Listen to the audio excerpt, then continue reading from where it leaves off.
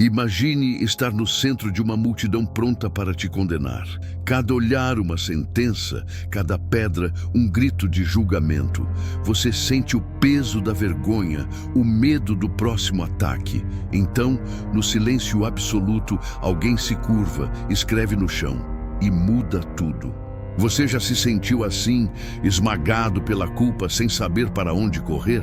Essa é a história da mulher que estava prestes a ter sua vida encerrada por aqueles que se achavam mais dignos de viver do que ela.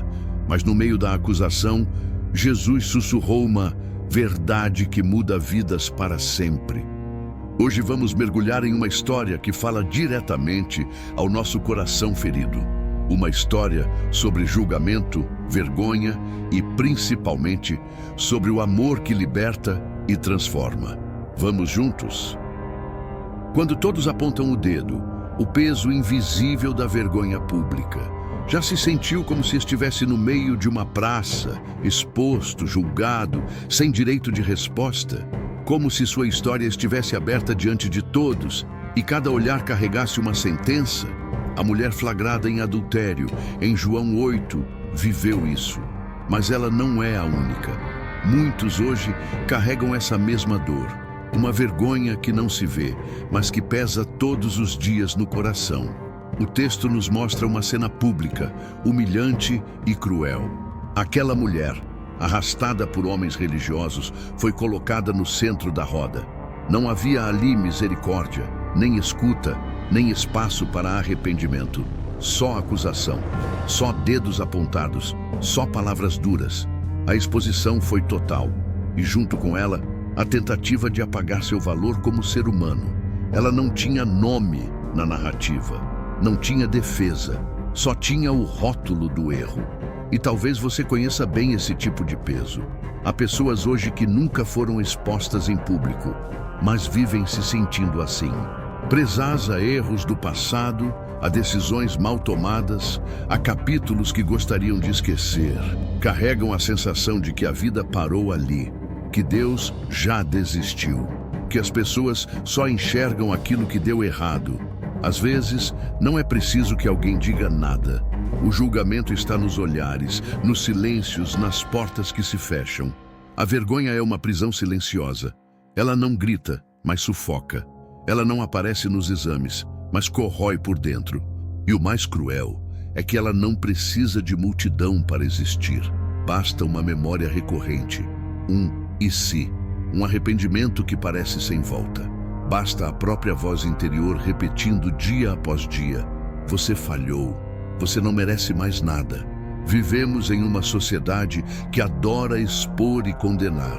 Redes sociais se tornaram arenas modernas, palcos para cancelamentos, julgamentos, apontamentos rápidos e implacáveis. Um erro cometido, real ou não, pode se tornar motivo para desprezo coletivo. Casos de pessoas destruídas emocionalmente porque um episódio de sua vida foi viralizado, distorcido ou exagerado.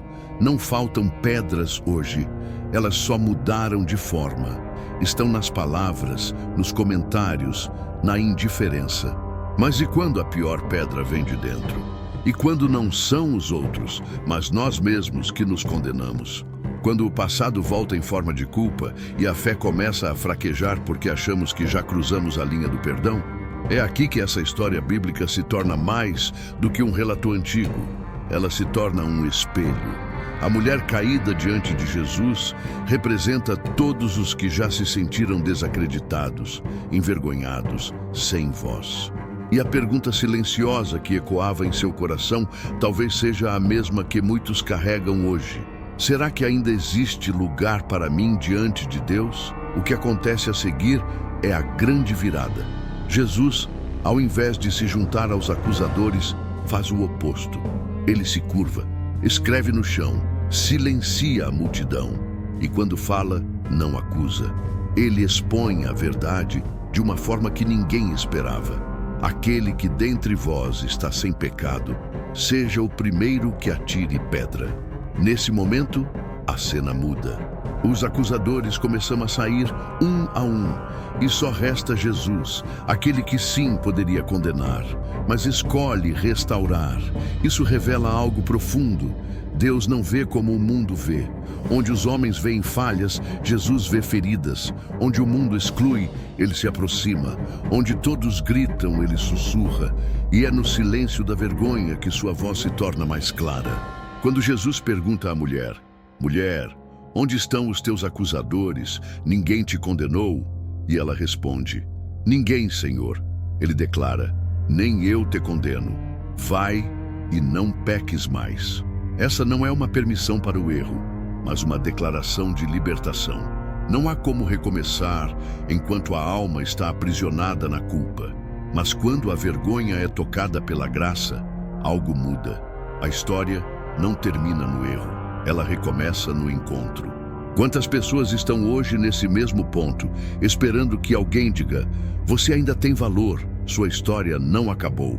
Talvez esse seja o momento em que você precisava ouvir isso também. A vergonha tenta calar a alma, mas é justamente ali que Jesus fala mais alto. E o que ele diz não é uma condenação, é um convite. Levante-se, caminhe. Sua identidade não está no que você fez, mas em quem você é aos olhos dele. Ainda temos muito para ver e aprender. Mas se você está gostando dessa história, aproveita e compartilha com alguém que também carrega pesos invisíveis. Pode ser que ela encontre em Jesus a mesma voz que silenciou os acusadores naquele dia. Vamos espalhar o Evangelho até que ele venha. O erro invisível dos certos demais, quando o julgamento se disfarça de justiça. Na narrativa de João 8, enquanto a mulher é trazida ao centro da praça, o cenário cultural e legal da época ganha uma importância fundamental. Os fariseus, líderes religiosos zelosos pela observância da lei de Moisés, estavam ali para julgar. Mas será que estavam ali para fazer justiça ou para condenar? A diferença, que pode parecer sutil, é profunda e nos desafia ainda hoje. Os fariseus tinham nas mãos a lei que Deus deu para guiar seu povo. Uma lei que falava não apenas de regras, mas de coração. A lei era para proteger, corrigir, restaurar. Mas ali, naquele momento, a intenção deles não era mostrar misericórdia, mas capturar a mulher numa armadilha para tentar desacreditar Jesus. Eles queriam aplicar a lei como um instrumento de acusação, não de cura. Jesus nunca negou a lei. Pelo contrário, ele disse: "Não vim revogar a lei, mas cumpri-la." Mateus 5,17. O problema dos fariseus não estava na lei em si, mas na forma como eles a interpretavam e aplicavam. Uma interpretação rígida, fria, sem espaço para compaixão ou entendimento. Uma aplicação que, mais do que corrigir, destruía. Isso nos coloca diante de uma reflexão importante. Quando o rigor se torna vingança, quando a justiça se transforma em condenação, quando a verdade é usada para calar e não para libertar, ali a alma da lei está traída. E será que isso não acontece conosco? Será que não existem hoje formas sutis de julgamento que se disfarçam de defesa da verdade, mas que na verdade acabam ferindo e afastando? Quantas vezes, em nome da correção, levantamos pedras que deveriam ser substituídas por mãos que ajudam a levantar? Quantas vezes usamos a Bíblia como um martelo quando ela é um bálsamo? Quantas vezes esquecemos que o Evangelho não veio para condenar o mundo, mas para salvá-lo? O coração do Evangelho é misericórdia, graça, perdão e restauração. E Jesus, naquele momento, nos ensina que a verdadeira justiça não é aplicada com severidade cega, mas com olhos atentos ao sofrimento humano e à possibilidade de mudança. Quando ele desafia: "Aquele que dentre vós está sem pecado, seja o primeiro que atire pedra", ele não está apenas protegendo a mulher, está desafiando os próprios acusadores a olhar para dentro, a reconhecer sua própria falibilidade. É um convite para que a justiça seja temperada com humildade e compaixão. Essa mensagem é urgente hoje. Vivemos tempos em que o discurso do certo demais, daqueles que se acham donos da verdade, pode ser perigoso. Porque quando a certeza se torna arrogância, quando o zelo se transforma em intolerância, a consequência é a exclusão, o afastamento e a dor. O julgamento frio e implacável não é de Deus. Ele nunca quis uma religião de acusações, mas uma de amor que transforma. Por isso, quando lemos João 8, devemos nos perguntar: será que não estamos, nós também, tentando apedrejar aquilo que Deus quer restaurar? A verdadeira justiça, que Jesus veio cumprir, não fecha portas. Ela abre caminhos. Ela entende a dor por trás do erro e oferece uma mão para levantar, não uma pedra para ferir. Que possamos então aprender a distinguir o julgamento que destrói do julgamento que cura. Que nossas palavras, ações e interpretações da Bíblia sejam guiadas pela compaixão que Cristo mostrou, que sejamos instrumentos de restauração, não de condenação. E você, já sentiu na pele o peso de um julgamento que não traz justiça? Ou já percebeu que às vezes somos nós mesmos a julgar com severidade demais? Vamos conversar aqui nos comentários. O silêncio que desarma. Por que Jesus escreveu no chão em vez de responder? Na história narrada pelo discípulo mais amado, há um momento que chama a atenção pela sua singularidade e mistério. Enquanto os fariseus e escribas corriam para apedrejar aquela mulher e testar Jesus, ele não respondeu imediatamente. Em vez disso, agachou-se e começou a escrever no chão com o dedo. Um gesto simples, silencioso e enigmático que até hoje intriga estudiosos, teólogos e leitores da Bíblia.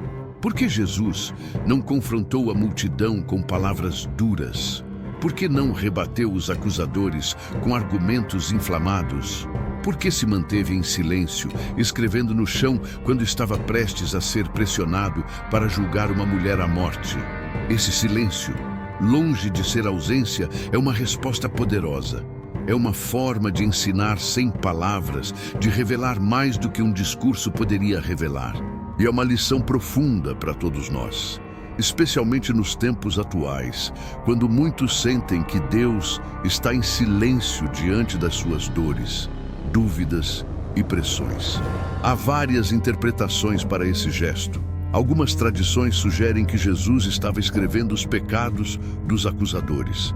Essa ideia vem da suposição de que ele, conhecedor dos corações, estaria mostrando que nenhum deles estava sem culpa e, portanto, não tinha moral para condenar a mulher. Se considerarmos essa hipótese, o ato de escrever no chão pode ser visto como uma forma de revelar a hipocrisia e a autocontradição daqueles homens. Enquanto acusavam, eles mesmos carregavam pecados que os impediam de lançar pedras. Outra possibilidade é que Jesus estivesse devolvendo à terra o julgamento que se originou nela. A palavra escrita no chão, matéria terrestre, simboliza o fato de que a condenação verdadeira pertence ao âmbito de Deus e que os homens não têm autoridade para executar essa sentença. Assim, escrever no chão pode ser uma forma simbólica de dizer: o que vocês querem fazer, deixem para o Criador, não para vocês. É uma maneira de mostrar que o verdadeiro julgamento transcende a justiça humana, que é falível e parcial. De qualquer modo, Jesus não se deixou envolver no frenesi da acusação. Seu silêncio é um convite à reflexão, uma pausa para o autoconhecimento. É como se ele dissesse: antes de julgar o outro, olhem para dentro de si mesmos. Esse silêncio teve um efeito devastador para os acusadores. Sem palavras para rebater, sem provocações para atacar, eles ficaram expostos diante da própria consciência e começaram a sair um a um, começando pelos mais velhos. O silêncio de Jesus nesse momento revela uma sabedoria profunda, uma sabedoria que desarma o orgulho humano. Muitas vezes, reagir com argumentos ou confrontos só alimenta o conflito. Mas o silêncio, quando usado com propósito, pode ser um instrumento de revelação e transformação. Ele faz o outro olhar para si, acalma a tempestade e abre espaço para a graça. Hoje, muitos se perguntam: por que Deus está silencioso diante das minhas lutas? Por que Ele não responde quando clamo, quando grito, quando sinto que tudo está desmoronando? Essa pergunta é legítima e acompanha a experiência de fé de muitos. O silêncio de Deus pode parecer vazio, cruel, incompreensível, mas como o gesto de Jesus no chão, ele pode ser a resposta mais profunda. Silêncio não significa ausência de amor. Silêncio pode ser presença atenta, pode ser tempo de preparação, de espera, de crescimento interior. Pode ser convite à reflexão, para que nos coloquemos diante de Deus com humildade e sinceridade. Assim como Jesus, que não se deixou levar pela pressa dos homens para condenar, nós também somos convidados a viver esse silêncio produtivo, a não reagir sempre com rapidez ou impaciência, mas a cultivar a sabedoria de esperar, observar e entender. Esse silêncio de Deus pode revelar mais do que 1000 palavras. Pode ensinar sobre a necessidade de olhar para o coração, para as motivações ocultas, para a fragilidade humana. Pode ser um espaço para que a graça entre onde o julgamento e a condenação apenas ferem.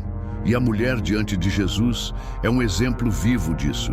Seu silêncio, o silêncio do povo, o silêncio do próprio Jesus escrevendo no chão, tudo culmina em libertação, não em condenação. Portanto, quando você sentir que Deus está em silêncio diante das suas angústias, lembre-se, esse silêncio pode ser um convite para que você pare, reflita e se abra para uma transformação profunda. Pode ser o momento em que a verdadeira voz de Deus se manifesta, não em ruídos, mas em pausas cheias de significado. Jesus nos ensina que o silêncio não é fraqueza, mas força. Não é ausência, mas presença velada. Não é distância, mas proximidade disfarçada. E no silêncio há espaço para a misericórdia que não condena, para a graça que restaura, para o amor que renova. Vamos continuar entendendo melhor essa história e como podemos aplicá-la em nossas vidas hoje. Se essa reflexão tem tocado seu coração, se inscreva aqui no canal. Isso ajuda a divulgar as mensagens para pessoas que precisam ouvi-las hoje. Vamos espalhar o Evangelho até que ele venha. Nem eu te condeno. O tipo de amor que liberta sem omitir a verdade. Na história da mulher adúltera, há uma frase que ressoa com uma força imensa. Nem eu te condeno. Vai e não peques mais. Essas palavras de Jesus carregam um equilíbrio divino que muitas vezes escapa ao nosso entendimento superficial do amor e da graça. Elas revelam o tipo de amor que liberta sem omitir a verdade. Um amor que acolhe a pessoa em sua fraqueza, mas não compactua com o pecado. Jesus não disse para aquela mulher que ela não havia pecado. Ele não negou a realidade do erro dela. Pelo contrário, ao dizer vá e não peques mais, ele afirmou que há uma necessidade clara e urgente de transformação, de mudança verdadeira. O amor dele não é conivente nem permissivo. Não é uma autorização para continuar na mesma vida que fere a si mesmo e aos outros. É um convite para a libertação, para o recomeço, para uma caminhada diferente. Esse equilíbrio entre graça e verdade é a essência do Evangelho e talvez seja a maior dificuldade do nosso tempo, porque vivemos numa cultura que, muitas vezes, insiste em uma dessas extremidades, ou a condenação rígida que destrói e paralisa, ou a relativização do erro que afrouxa a moral e deixa tudo parecer aceitável. Mas o amor de Jesus rompe essas falsas dicotomias. Ele sabe que condenar sem esperança só gera mais ruína e que perdoar sem exigir mudança acaba por destruir a própria dignidade do ser humano. Por isso, ele acolhe com misericórdia, mas convida à santidade. Pense nos relacionamentos humanos hoje. Quantas vezes, em família, amigos ou comunidades, o erro é simplesmente apontado com julgamento, sem abertura para a restauração? Quantas vezes a culpa se transforma em prisão, sem que haja um caminho claro para a libertação? Ou, por outro lado, quantas vezes o erro é minimizado, ignorado, aceito como se fosse natural, sem o cuidado necessário para ajudar o outro a crescer? Aplicar o amor que Jesus demonstrou exige coragem. Coragem para olhar o outro com misericórdia verdadeira. Aquela que não nega o erro, mas que acredita no potencial de mudança. Coragem para dizer não ao pecado, mas sem dizer não à pessoa. Coragem para ser um agente de transformação e não apenas um juiz. Nas igrejas, esse amor é fundamental para a saúde espiritual da comunidade. Muitas vezes, em nome da doutrina, podemos cair no rigor que afasta, que exclui, que julga sem oferecer a mão. O resultado? Pessoas magoadas, feridas, longe de Deus. Mas o Evangelho nos chama para outra postura. Ser espaço onde o pecador encontra perdão e incentivo para seguir diferente, onde o julgamento dá lugar à graça restauradora. Esse amor que liberta também é profundamente pessoal.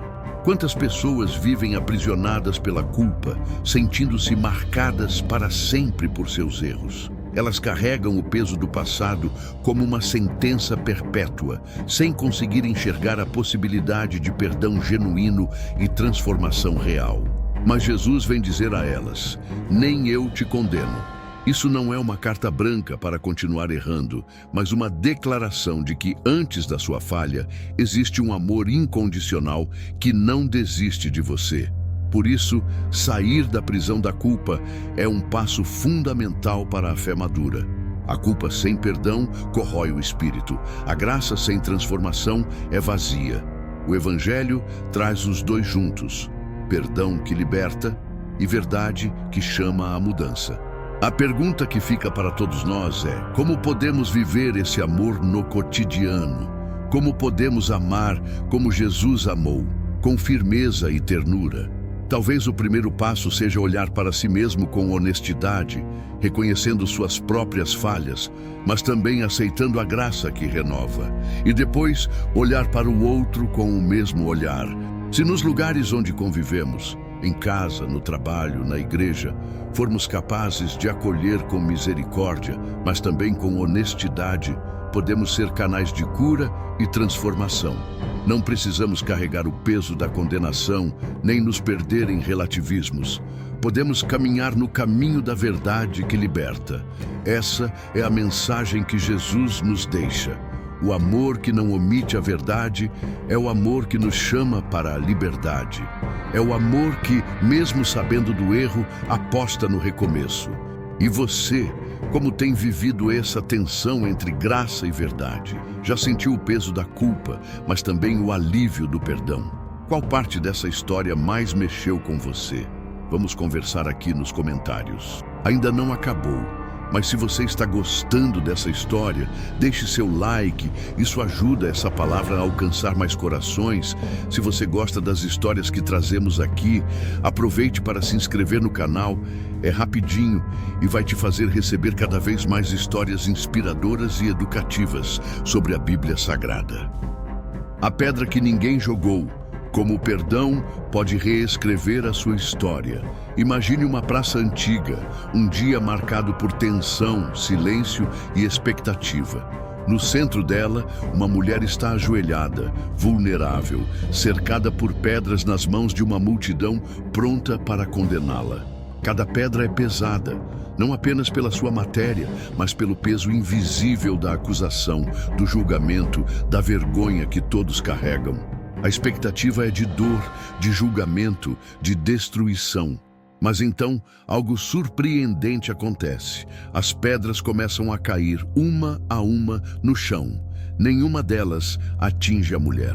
O silêncio se instala, carregado de significado. Essa pedra que ninguém jogou, nesse momento, simboliza algo muito maior do que a cena histórica. Ela simboliza o poder do perdão para transformar histórias, para mudar destinos, para libertar almas. As pedras que carregamos em nossa vida são muitas vezes invisíveis para os outros, mas pesam sobre nós como se fossem reais, porque de fato são. Podem ser a culpa que nos corrói por dentro, a voz que insiste em nos lembrar dos erros do passado, o julgamento que não conseguimos silenciar, seja vindo de fora ou de dentro. São aquelas palavras duras que ouvimos, as condenações silenciosas, as falhas que não conseguimos esquecer. É como se cada pedra fosse um pedaço da nossa história que insistimos em usar para nos ferir, para nos condenar, para nos manter presos a uma narrativa de fracasso. Quantas vezes nos sentimos reféns dessas pedras? Quantas vezes nos perguntamos: será que algum dia poderei me libertar desse peso? Será que ainda há esperança para mim? A resposta está justamente naquela praça. Jesus não apenas salvou a vida daquela mulher, ele devolveu a ela o valor que o julgamento coletivo tentou arrancar. Ele devolveu dignidade onde só havia vergonha. Ele devolveu uma possibilidade, a possibilidade de recomeçar, de escrever uma nova história, de viver sem ser definido pelas pedras que ficaram para trás. O perdão, então, se torna a pedra fundamental para essa transformação. Ele não ignora o erro, mas não deixa que o erro defina quem somos. O perdão é a mão estendida que rompe o ciclo da acusação e da culpa, que quebra as correntes da vergonha, que abre espaço para a esperança. Pense nas pedras que você carrega. Elas podem ser contra você mesmo, com aquela voz interior que julga e acusa, que diz que você não merece paz, alegria ou amor. Ou podem ser pedras que você carrega contra os outros, ressentimentos, mágoas, julgamentos que pesam no coração e bloqueiam o perdão e a reconciliação. Largar essas pedras não é fácil, exige coragem, exige humildade, exige um olhar sincero para dentro para reconhecer que o peso da acusação não precisa ser nosso fardo para sempre. Jesus, ao proteger aquela mulher, está dizendo a você que não precisa mais carregar essas pedras, que existe uma liberdade que nasce do perdão, recebido e ofertado. Essa cena nos lembra que o perdão não é apenas um gesto de misericórdia, é um ato de poder, um ato que reescreve a história pessoal, que transforma o passado doloroso em uma nova narrativa, onde o amor e a graça se tornam protagonistas. Imagine então se você pudesse deixar cair aquela pedra que tanto pesa. Se você pudesse a cada dia escolher a liberdade que o perdão oferece, para si mesmo e para os outros. Imagine como sua vida poderia mudar, como seu coração poderia se abrir para um futuro onde a culpa e a condenação não mandam mais. E essa transformação não acontece só na imaginação. Ela começa na decisão de não alimentar mais as pedras, de não alimentar mais o julgamento. Começa no silêncio do coração que escolhe a graça, que escolhe a compaixão, que escolhe o amor que não falha. O perdão é, portanto, o caminho para a libertação. É o gesto que nos reconecta com o propósito divino de amor e redenção. É a pedra que ninguém jogou, mas que muitos poderiam carregar se decidissem não mais ferir. Lembre-se de se inscrever, curtir esse vídeo e enviar para aquela pessoa que você sabe que precisa ouvir essa mensagem. Espalhe o Evangelho por meio deste vídeo. Essa história nos lembra que mesmo quando o mundo aponta o dedo, há um amor maior que nos acolhe e renova. Que essa verdade possa tocar seu coração hoje e abrir espaço para um novo começo. Vamos espalhar o Evangelho até que ele venha.